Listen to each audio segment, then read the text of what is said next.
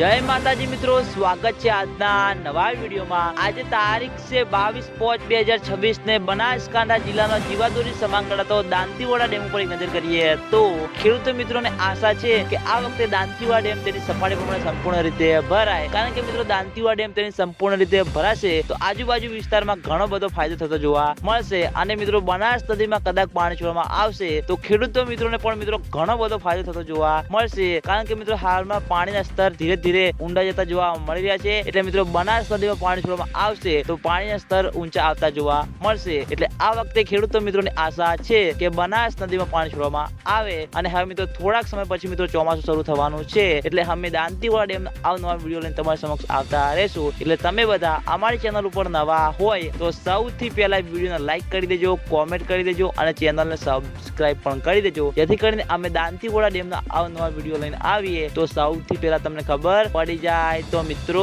જય માતાજી।